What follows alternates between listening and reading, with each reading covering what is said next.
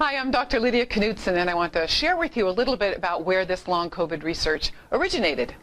So back in 2020, when everybody was so sick and we were in lockdown, everything was so scary, we were still open, and I had a patient come in and say, I was really sick at the beginning of 2020, and I thought I was going to die. I got better, sort of, but now I am so tired and so fatigued, I am afraid I have to drop out of law school. She was about 40, she couldn't go up a flight of stairs, she could hardly really do even just activities of daily life. So I said, well, I don't know how to treat long COVID, and she said, well, I don't know where else to turn, so I'm just going to keep coming here until you figure it out. So I started trying to figure out how to treat her fatigue and these various other complaints. And I'm making progress, and she's coming in saying, you know, I'm a little better. And then 3 or 4 or 5 visits into it, she comes in and she goes, I woke up this morning and lemon. I said, what? She said, well, I didn't even remember, but I have a lemon-scented candle next to my bed, and I had forgotten about it. And apparently, for the last 8 months, I haven't been able to smell it until this morning when I woke up and I smelled lemon. And I'm like, where is that coming from? And it was coming from the lemon-scented candle. When her smell came back, she also reported to me that that day she had run up the 3 flights of stairs to get to my office, and that her energy was back. She said this is like an amazing midlife reboot, and I'm happy to say that she graduated from law school and has gone on to a great career.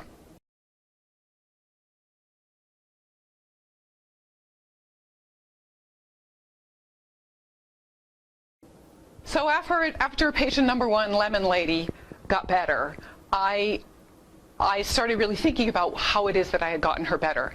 And regarding practice-based research, what is so important about doing practice-based research and supporting practitioners who in their offices are making huge discoveries every day is that this is where it's happening. I didn't set out to say, how can I treat long COVID? That is not at all what happened. What happened is I have a patient in front of me saying, I have these symptoms. I have read about long COVID, and although I wasn't diagnosed with COVID in January of 2020, I think that's what I had, and I think this is what I have now. I think I have long COVID, and I'm not going to leave here until you try to figure out what's wrong with me and how to get me better. So, you know, the beauty of having patience and having a patient in front of you saying, I need your help.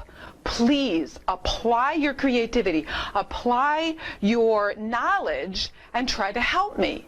And so in helping her, I figured out some basics and kind of some ideas about what might be going on with long COVID. So then I could apply those ideas to other people who came, you know, literally crawling through my door, asking for help with their long COVID symptoms as well. And I feel that research is the way that we can tell the world about these new discoveries.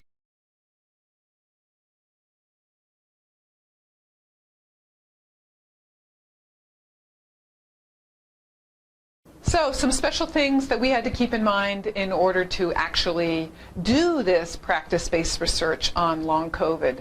One of the first things that is really important when you try to mix research and nonprofit activity with a for-profit clinical practice is that the first thing that needs to happen is that the for-profit practice doesn't crash. So some of the things that we found as challenges were actually scheduling. Scheduling was a challenge with our research subjects because some of the data that we collected had to be collected at the same time of day from data collection point to data collection point, which meant that we had to schedule very carefully. And the way we did that was that I cleared my clinical schedule for a couple of days a week so that we could freely schedule these research patients as we needed to. So in addition to having enough clinical time, doctor time, in order to pull off a research study as complicated and data collection heavy as we did in our office, as opposed to just using symptom surveys and things like that, was that we had back office staff that was specifically in charge of data collection. So someone whose time was not otherwise accounted for. So not a doctor in a treatment room, and also not front desk staff who were busy with just running a very busy practice. That was an essential piece of personnel that we wouldn't have been able to do this without. So data collection, following up with patients, all of that was done by a dedicated staff member. The other really important thing with this research study and any practice-based research study that is, at a scale that we have been attempting to do, is a university partner. So we have been just so fortunate to partner with the Center for Chiropractic Research at Life University and have the incredible expertise of that whole team. So that includes writing the IRB.